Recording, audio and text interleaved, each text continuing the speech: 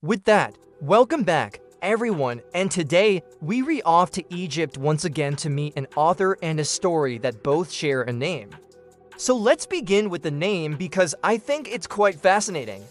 His birth name was Victor Ernest, which he changed to when he converted to the religion of Kemet, also known as ancient Egyptian religion. After changing his name, he wrote several novels about ancient Egypt, some of them being quite popular even today.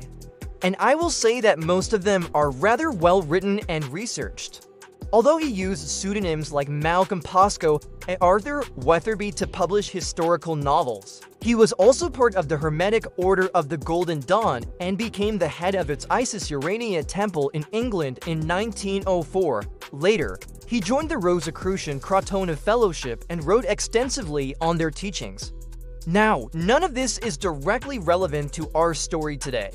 It just gives us a little more insight into the mind of the author. Instead, what I want to start with is his most famous work, The Curse of the Black Priestess, published in 1922.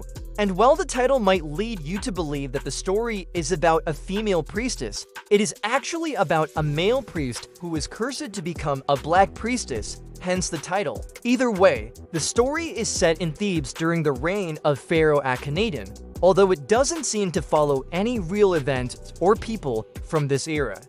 And if you know anything about Akhenaten's reign, you will know that it's a pretty interesting time period in Egypt's history to choose. Given that Akhenaten moved the empire's religious center from Thebes to Amarna and introduced on the sun disk as the sole deity of Egypt, thus abandoning the traditional pantheon of gods, which included Ra, the protagonist of the novel is Tater, a young man who becomes the lover of Nefertiti, the great royal wife of Akhenaten. However, the two of them live a very discreet life together that are rarely seen in public.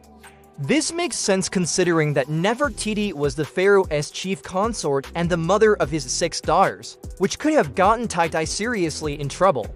At least he would have been fine since he was just a commoner. Anyway, one day while walking in the palace gardens, Tai meets an old priestess named Hatshepsut, who warns him that someone is trying to drive a wedge between him and Nefertiti. She also tells him that she used to be a beautiful woman herself, but was cursed to become an old woman and live the life of a priestess until sunrise occurs at noon. As Tai is leaving, he finds a papyrus scroll on the ground that seems to be an incantation designed to break the priestess' curse. Naturally, he gives the scroll to Nefertiti, who reads it out loud. And as soon as the last hieroglyph leaves her lips, the ground shakes and splits open, revealing a doorway leading down into the earth. From there, the two of them descend and find a vast cavern illuminated by torches. They follow a path until they reach a large chamber where they meet a tall, thin old man wearing a strange white mask. He introduces himself as Honsu, the god of the sun's rays, and reveals that he is the one who cursed the priestess. He says that the curse can only be broken by a virgin sacrifice and demands that Nefertiti offers herself to him so that she can be reborn as a new person. Nefertiti refuses and tries to attack Honsu with a knife, but he stops her and throws her into a pool of water.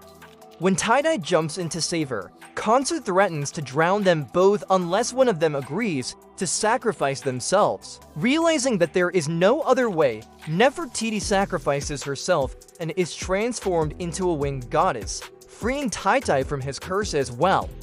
With the curse broken, the priestess returns to her former self and the group emerges from the cavern, but Khonsu places a curse on Tai and Nefertiti, causing them to forget each other. Now the rest of the novel is basically just Tai searching for Nefertiti and trying to break the curse.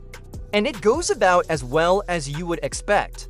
The author sadly passed away in 1934, and in his wake, he left behind a legacy of controversial novels and stories that often blended fact with fiction to explore the mysteries and mythology of ancient cultures. One particular work of his that I highly recommend is The Magic of the Egyptian, where he shares his fascination with ancient Egyptian religion and magic.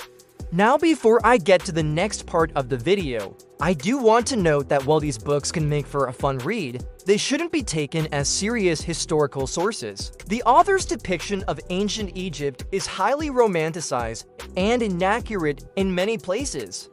But now it's time for part 2. A few decades after Set and One's book was published, a film adaptation of his story was released. But unfortunately, the original novel wasn't respected at all and the movie isn't particularly good. I will say though, that I did enjoy watching it as a love story gone wrong. Nothing really happens in the film that is based on the actual events during Akhenaten's reign, but the scenery is still gorgeous and the acting is pretty decent. For a movie that is full of inaccuracies and just plain weird choices, though, it's probably best to just watch it as a reimagining of the classic Romeo and Juliet story. Except here the lovers are doomed not by their feuding families, but by a jealous god and a curse. In the end, whether you are interested in the book or the movie, both are certainly entertaining and maybe something you can watch during the winter break. If you enjoy my videos, please show your support and have a wonderful day.